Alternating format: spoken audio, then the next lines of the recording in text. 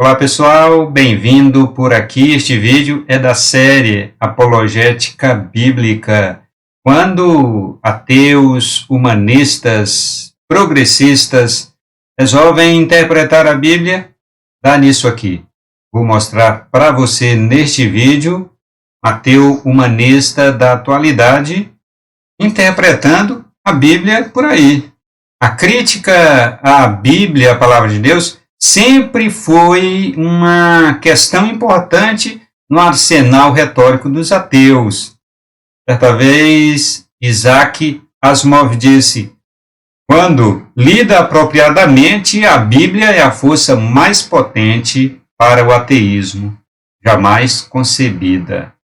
No meio dos ateus, existem aqueles que são ateus, agnósticos, humanistas e progressistas.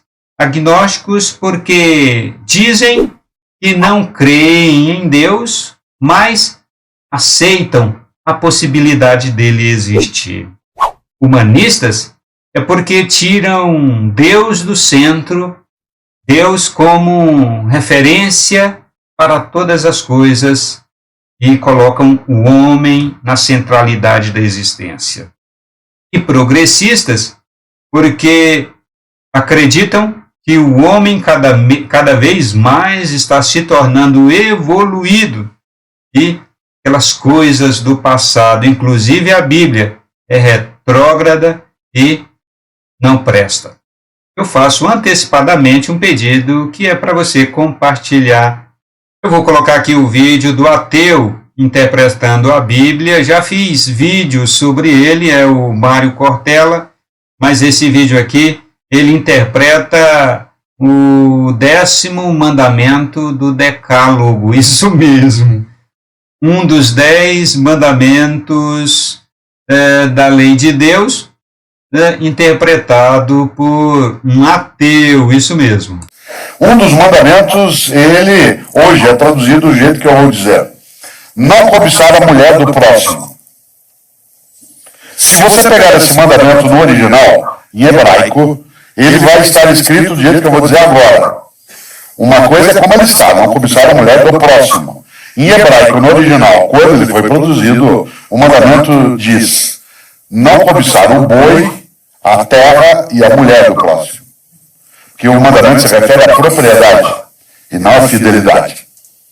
Afinal de contas, ele inseria tanto a mulher, quanto o boi, quanto a terra como parte de uma propriedade.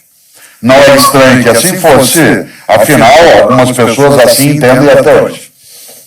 E desse ponto de vista, se eu só vou compreender esse mandamento do modo como ele está colocado, se eu conseguir relacioná-lo, aí vem sua relatividade, ao tempo em que ele foi produzido.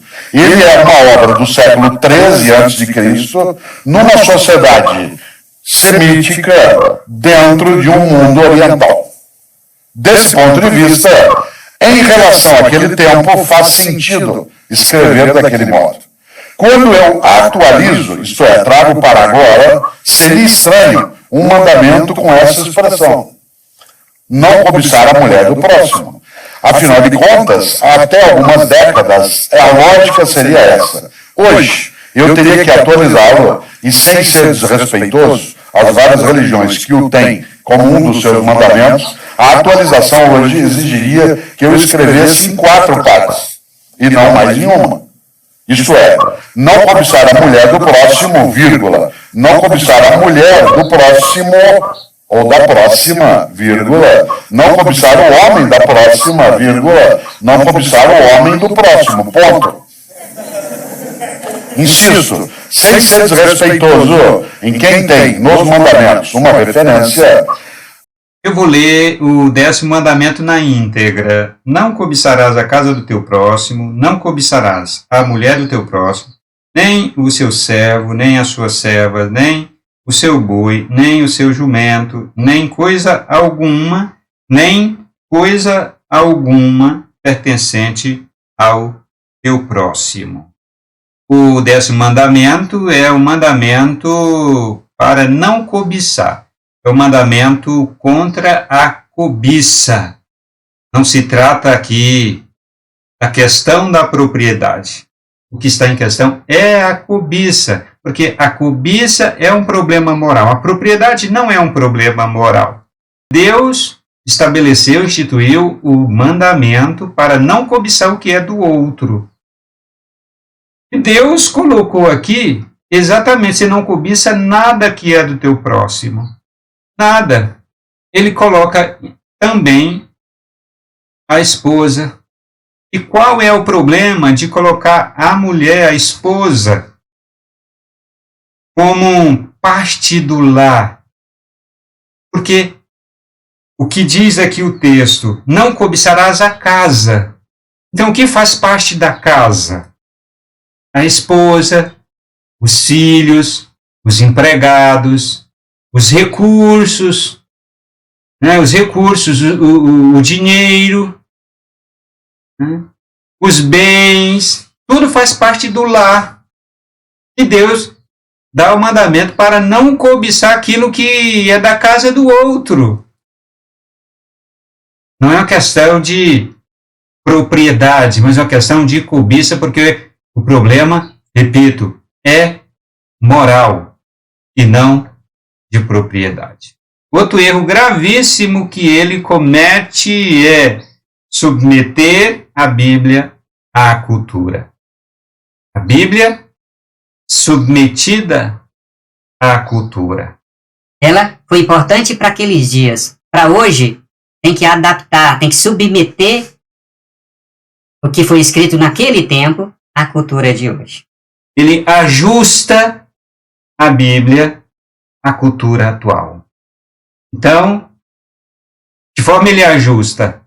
Não cobiça a esposa do teu próximo, não cobiça o esposo da tua próxima, não cobiça a esposa da tua próxima e não cobiça o esposo do teu próximo. Ele ajusta o mandamento à cultura atual, essa cultura moderna. Atualiza a Bíblia à cultura, muda a Bíblia para atender à cultura, coloca a Bíblia sujeita à cultura, relativiza a Bíblia de acordo com a cultura. Então, desta maneira, não sobra nada da Bíblia. O que sobrou? Já foi o tempo que o ateu dizia não crer em Deus e não queria nada com a Bíblia, não se metia a falar na Bíblia. De uns tempos para cá, da modernidade até o nosso tempo, esse tempo pós-moderno, vários ateus se metem a interpretar a Bíblia. De onde já se viu ateu interpretando a Bíblia? Como eu disse, vai dar nisso aí. Não é a Bíblia que se submete à cultura, se ajusta à cultura, se atualiza para atender à cultura, se muda para acomodar à cultura.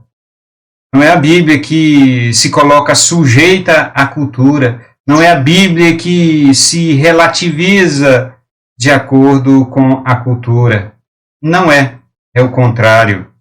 É a cultura que se submete à Bíblia, se ajusta à Bíblia, é a cultura que se muda por causa da Bíblia, é a cultura que se coloca debaixo, sujeita à cultura.